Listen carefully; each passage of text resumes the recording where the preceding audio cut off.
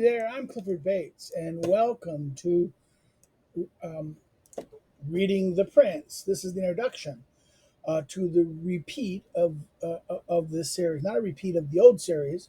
We did this before at the start of this, doing the weekly presentations. This channel's been along for at least a decade, but it was kind of weak until 2020. Then all of a sudden, I started to do weekly shows. Do regular postings, and we started off with. I think one of the things we started off was with the Prince. And yes, the format is different. I'm still going to be using the same translation, the translation I grew up with. I grew up with in the sense that it's when I studied with, and I had the translator as a teacher. So, and yes, there is a translator. I would argue that new translation that is slightly better than de Alvarez. It's not Mansfield. Mansfield is a smoother translation of the Prince than de Alvarez's. But if you wanted to get another more literal one, it was published by oh god, I forget the name of the publisher. Um, it was you don't remember the translator. It was published around about a decade ago, and it's much more expensive though. Edition is out there. I have it hiding someplace over here. Um, but let's talk about the Prince. The Prince is one of these classics that everyone reads, everyone studies, everyone pays attention to. But no one really thinks about. And what we try to do in this lecture, this series, is to look at read the Prince carefully and treat it like you teach it in a class. How I would typically maybe even go deeper than I would be able to do in a class, because I would not be able to go over in detail this level of the text. Um, Even at any one sessions, even though we try to do this. Um, First of all, the Prince is its origin story. Why is it so important? I like to think it's my old tearing apart copy. Um, I mean, a Machiavelli. What about the Prince? The Prince is one of these texts that drives people crazy because, um, well, what about the Prince in that sense? The Prince is one of those texts that drive people crazy because it's a very difficult book to read in a sense, even though it's so simple. Um, it was the question of when it was officially published, 1532, but earlier editions were kind of handed out by Machiavelli out there. The original publication was Antonio di Bacca di Cosa, but again, he was passing copies out earlier than the real publication date, letters and things like this.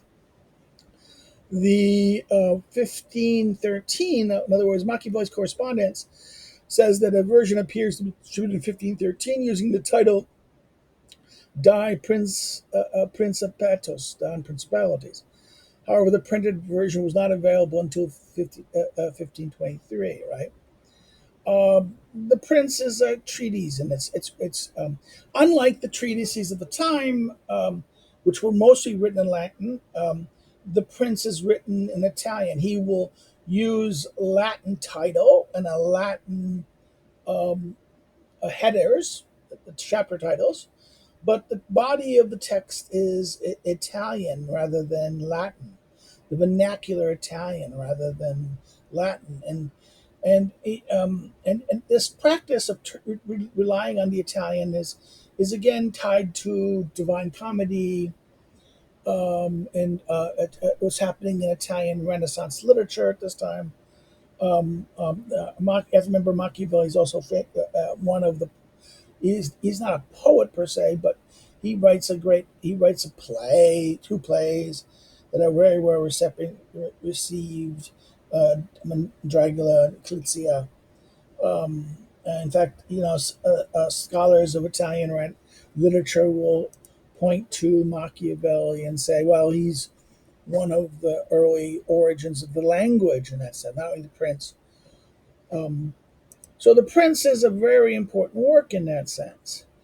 What the Prince is. The Prince is, well, Machiavelli, a statesman of the time. He's not a nobody. He is comes from a relatively not a poor family, but a well established, a decent family.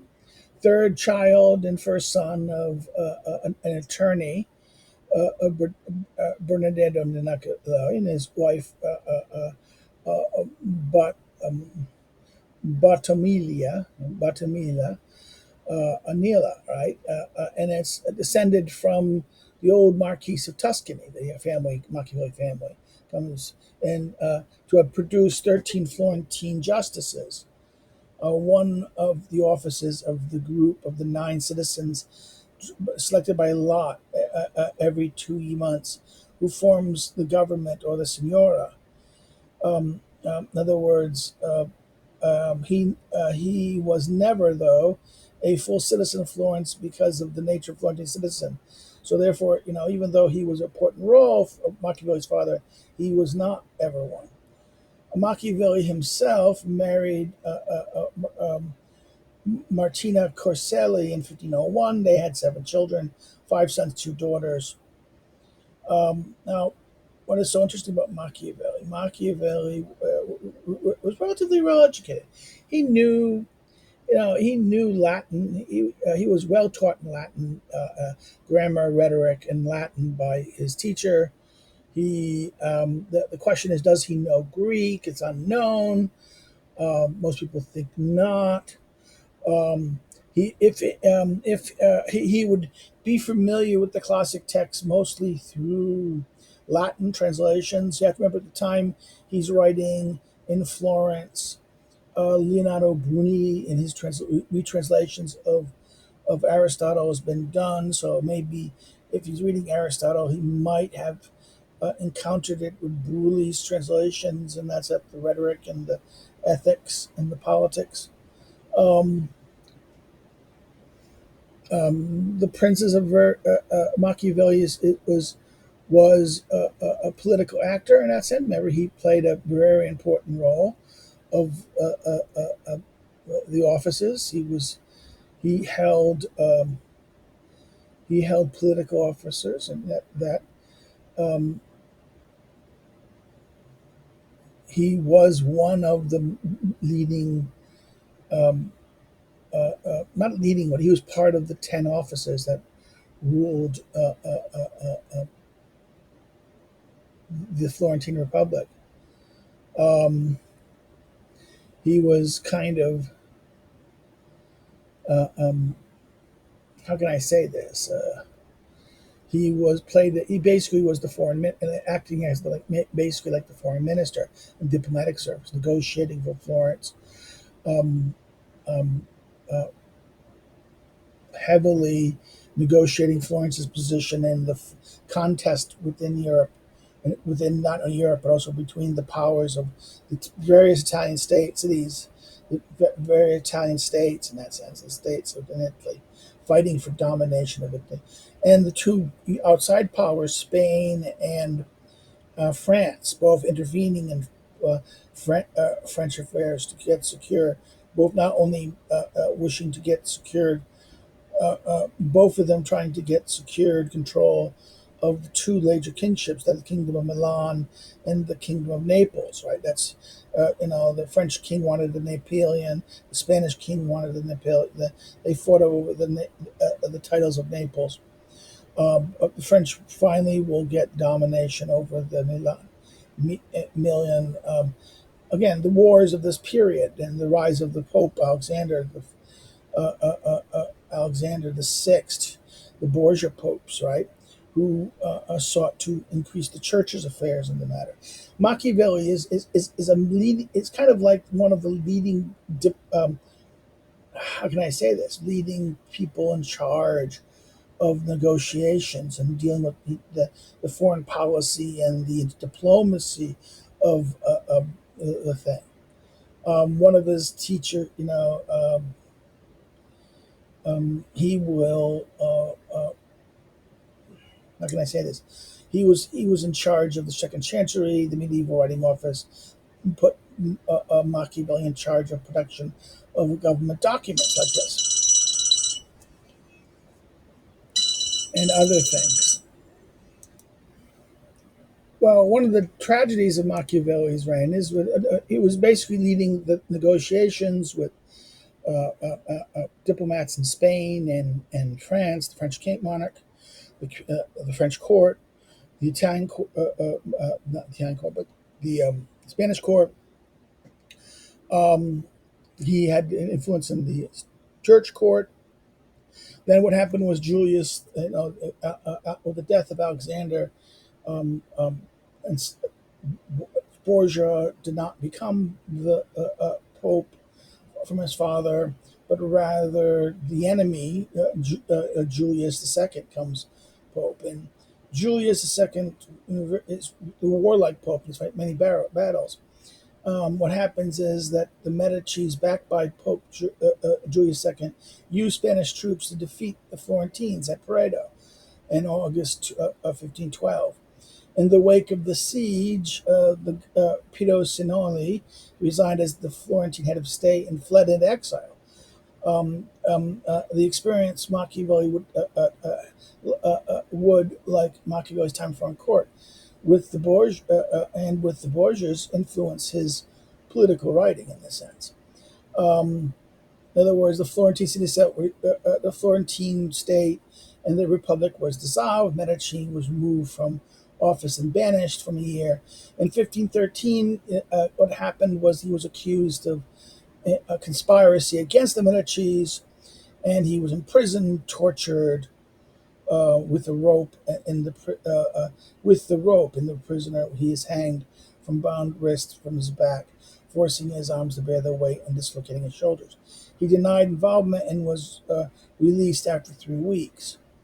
But he was then retired, sent out in exile in his farm estate in San Arendes, Pernicia, near San Bernardo di Levia, in Valle di Presa, where he was basically, this is the whole point of that infamous letter of his, where he says, "Well, I am doing nothing. I am stuck here." Well, wait a minute, let me go find it. Hold on. Well, he got hit with phone calls and things like this. Well, this is the famous letter. I'm going to read from the famous letter from Niccolo Machiavelli to Francisco Veretti, in Florence, in December 10th, 1513. He says, "Magnificent ambassador, never were divine favors late." Right. This is from Petrarch's Triumph of Destiny. "I say this because I appear to have lost no mislaid your favor, since you have gone a great time without writing me, and I was doubtful whence the cause would arise. And of all those that came to my mind, I took little account, except for one. When I feared you had stopped writing to me because someone had written you that I was not a good warden of your letters. And I knew that, apart from Filippo and Paglio, no one else had seen them on account of me. I regained your favor by your last letter of the 23rd of last month, where I was very pleased to see how orderly and quietly you exercise this public office. And I urge you to continue so, for whoever lets go of his own conscience for the convenience of other loses only his own and gets no thanks from them." In other words, his own, not conscience, his own convenience for the convenience of other loses his own and gets no thanks from them. And because Fortune wants to do everything, she wants us to allow her to do it, or to remain quiet and not give trouble, and to await the time at which she allows men something to do, and then it will be right for you to give more effort, to watch things more, and for me to leave my villa and say, "Here I am," right? Therefore, wishing to return with equal favors. I cannot tell you in this letter of mine everything other than what my life is like, and you will judge. And I said, it's like, and if you judge that it should be bartered for yours, I will be content to exchange it. In other words, to change it from what when I would bartering my life for this. I describe his life. I stay in my villa, since these last chance events occurred. In other words, the torture, the arrest and torture of him. Right? I have not spent, to add them all up, 20 days in Florence. Until now, I have been catching thrushes with my own hands, and I would get up before day, prepare traps, and go out with a bundle of cages on my back. So I looked like Goethe when he returned from the harbor with Anthropon's books. I caught at least two, at most six rushes, and so passed all September. Then this pastime, though annoying and strange, gave out to my displeasure. And with that, my life and what my life is like, I will tell you. I will get up in the morning with the sun and go to a wood of mine that I'm having cut down, where I stay for 2 hours to look over the work of the past days and pass time with the woodcutters who always have some disaster on their hands, either amongst themselves or with their neighbors. And regarding the wood, I would have 1,000 beautiful things to tell you of what happened to me from Mizzo de la Panzo and others who wanted wood from me. And Fernando, in particular, sent for a number of loads without telling me anything. And payment wanted to hold, and on payment wanted to hold back 10 lire from me, which he said he should have had from me 4 years ago when he beat me at Kikara, at Antonio Guardini's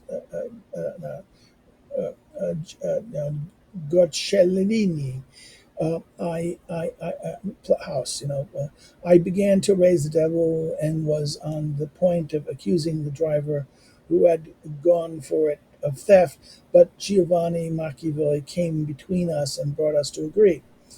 Bastida Guarcedini and Filippo Gione and Tommaso del Bene and some other citizens, when that north wind was blowing, ordered a load from me. I promised to all and sent one to Tomasello, which in Florence turned into a half load because to stack it up there, to stack it up were himself, his wife, and his servant and his children. So they looked like Gabriella and his boys when he bludgeoned the Knox on Thursday. So when I saw whose profit it was, I told the others I had no more wood. And all have made a big point of it, especially Batista, who counts this among the other disasters of Prato, the battle. The Prato is that famous battle where the Spanish destroyed the Florentine forces, right? Oh, this is one of those great disasters. When I leave the wood, I go to a spring, and from there to an aviary of mine. I have a book under my arms, Dante or Petrarch or one of the minor poets like Turribius, Ovid, and such. I read of their amorous passions and their loves. I remember my own and enjoy myself for a while in this thinking. In other words, he's going off and goes to the nice aviary, a place where birds are, right? And a nice pleasant spring and with birds and things. And he brings with him either Dante, Petrarch, or minor poets, Ovid, and thinks of all the passions, right? The naughty naughties. Okay, it's going back and forth. I know this.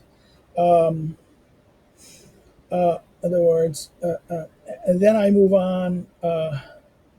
And most passion of theirs. I remember my own and enjoy myself for a while in this thinking, he says.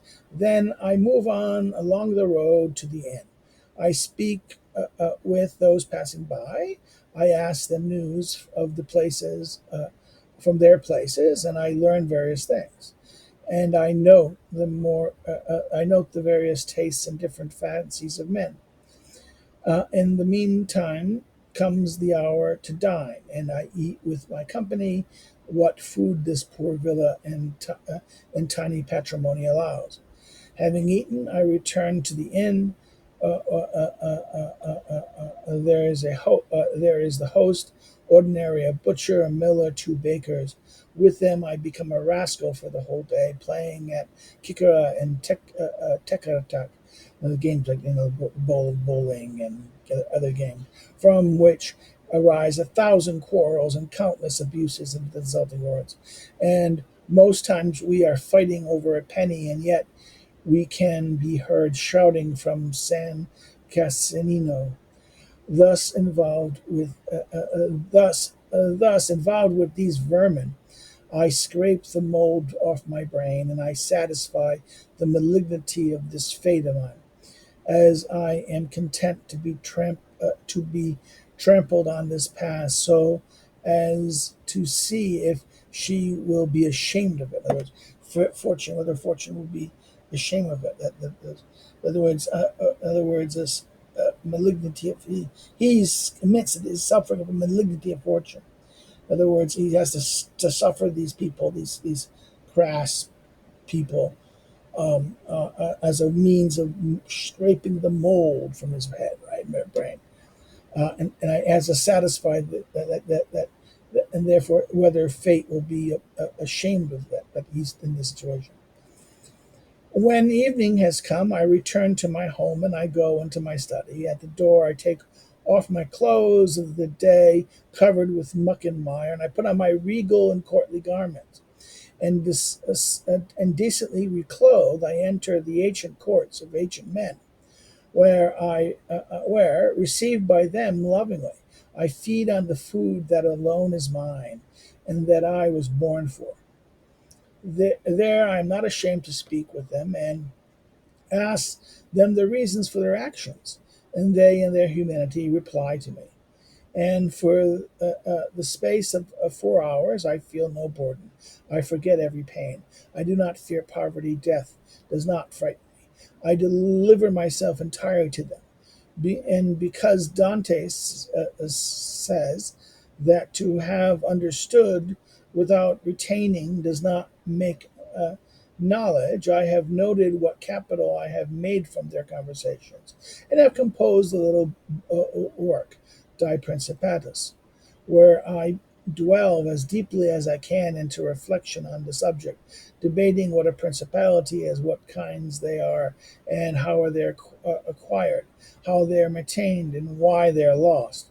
And if you ever have been pleased by any of my whimsy,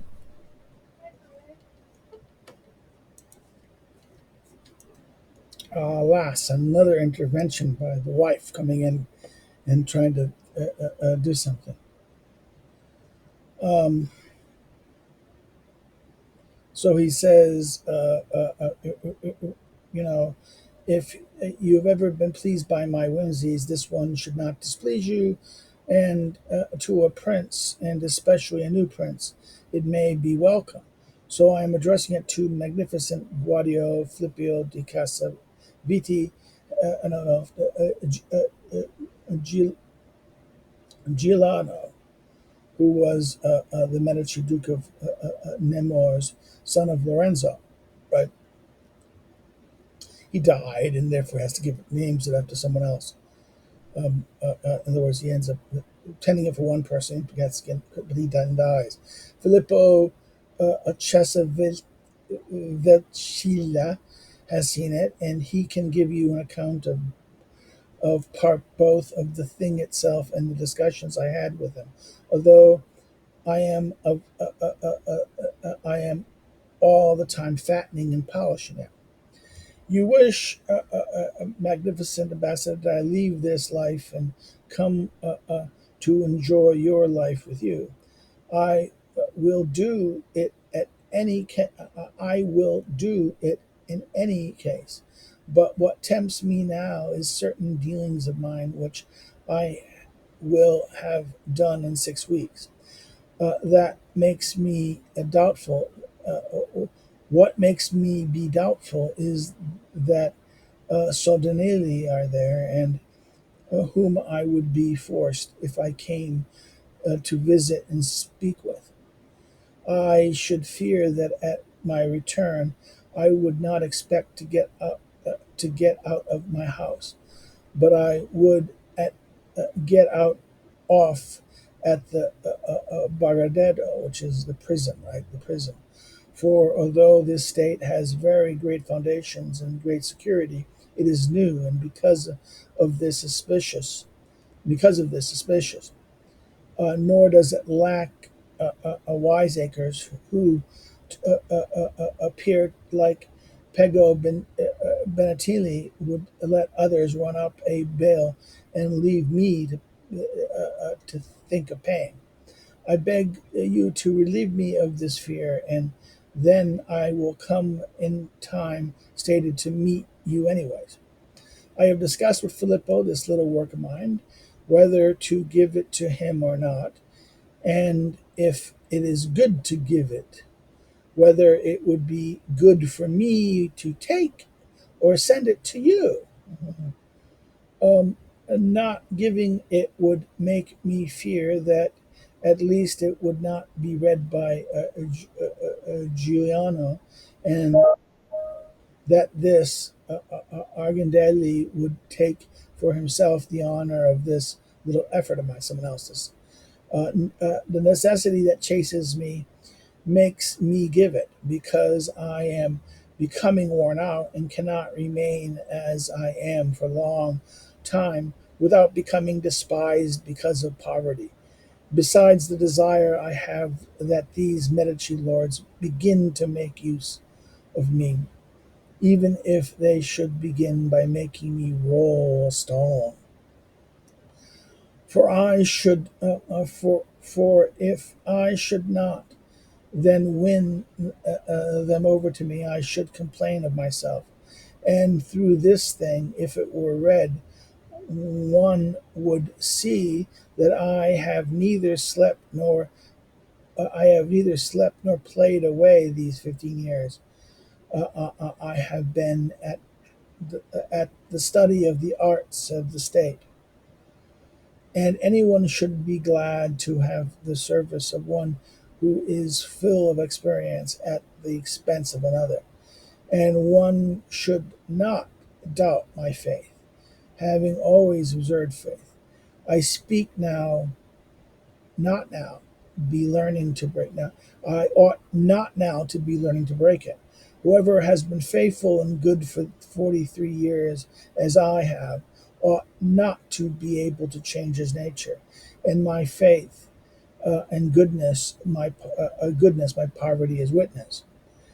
I should like them for you to write me again and how this matter appears to you, and I commend myself. So the letter, this letter that I read to you guys, really flushes out Machiavelli's state of mind, the life he's kind of living, his exile, and his time trying to write the Prince. Now the text, the Prince of the text, it's a simple text. It is 20. It has an epistle dedicatory, a dedicatory letter to this, and then there's 26 chapters. Now, the fact that it's 26 is interesting because these are the exact same number as the New Testament. In other words, if you if you take the total numbers of all the books of, including the 26 plus the Episcopal Dedicatory, you have the New Testament. Okay, and especially the last book, the 26th chapter, which is has a kind of character like the book of the Apocalypse, the book of Revelations. Okay, its style is completely different of this. It has a kind of a different tone. It has a more prophetic tone in the sense than the rest of the book. And this is where we're going to end. I think that's a good start to say hi, what we're doing, what we're doing for the book, how we're going to handle it, and what we're going to be going through. We're going to be chapter by chapter by chapter. So I hope you like this video, to share it, to warn people that this is what we're going to be doing. This is the kind of introduction to the Prince. Okay, so next week we start the Prince. Monday we start the Prince. Next week, take care. Bye bye. Oh, I forgot. Like it, share it far and wide, share it on other social medias and things like this. Hit the like button. It helps the algorithm. If you didn't like it, say why in the text. If you've not subscribed, please subscribe. If you want to follow me on social media, the link's below. If you want to find more about me as a researcher and academic, you can check it out at my academic social media below the social media. And if you want to help me do what I do, support what I do here, you can do so through Patreon or Subscribestar, or by buying one of my books. Right? You can do so through Amazon, your local bookstore, Amazon, Barnes & Noble, any online distributor, or then by the publisher itself. Okay? Well, take care. See you next time we see. We will start the Prince. We'll start the epistle dedicatory and go chapter by chapter. Take care. Bye-bye.